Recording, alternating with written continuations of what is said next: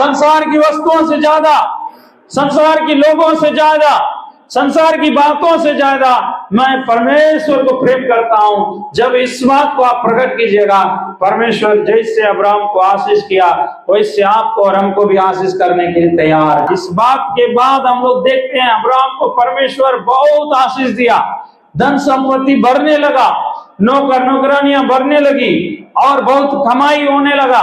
उस देश का जो भी राजा लोग, अधिकारी लोग थे, उन लोग सब इनके साथ में आकर के वाचा बांधने लगे कि आप लोग धीरे धीरे बढ़ते जा रहे हैं, कहीं ऐसा ना हो कल दिन में हमारे बाल बच्चों को आपके बाल बच्चे और जो भगा दे, इसलिए आप हम लोग के साथ वाचा बांध दीजिए। तो उन लोग क्या किया, अब्राहम के साथ में वाचा बांधकर मेल कर लिया। बोलो, लेकिन यहाँ वायदा क्या है, तुम्हारे शत्रुओं की नगरों को जो है तुम अपनाएगा, उसका अधिकारी बन जाएगा। और हम लोग जो है अब्राहम का ही वंश है। आप पढ़िएगा गलातियों को पुस्तक 3 का 6-7 पढ़ेंगे तब समझ में आएगा। हाँ, अब्राहम ने तो परमेश्वर पर विश्वास किया। हाँ, ये बात परमेश्वर जो है उसके धर्मी करके गिनती में डाल दिया। हाँ, तो विश्वास जो करने वाले हैं वे ही अब्राहम की संतान है। वहां पर अब्राहम जिस देश में रहा वहां एक अमीर के रूप में रहा।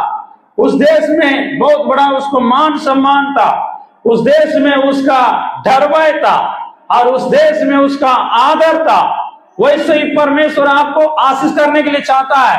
वो वायदा दे चुका है, बोला कि तेरा वंश शत्रुओं के देश का, नगरों का अधिकारी होगा। यही हमारे लिए एक वायदा है। इस सच्चाई को हम लोग भी कितना समझते हैं कि नहीं समझते हैं, लेकिन कौन समझ गया?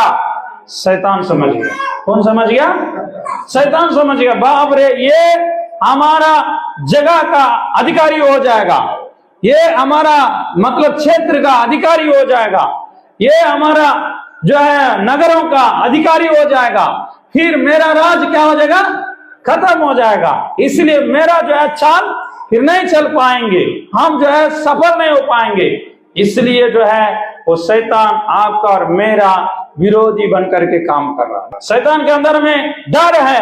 क्या डर है? कि ये जो है मेरा मतलब जो है अधिकार को छीन लेगा। पहले ये अधिकार परमेश्वर ने आदम और हव्वा के हाथ में दिया, लेकिन वो अधिकार को फुसला के ठक्कर के कौन ले लिया? शैतान ले लिया। अभी वो अधिकार अब्राहम के वंश को दिया। कौन है? आप और हम हैं, जो विश्वास के द्वारा उसका वंश बन गया। हालेलुया, बोलो प्रभु यीशु मसीह की।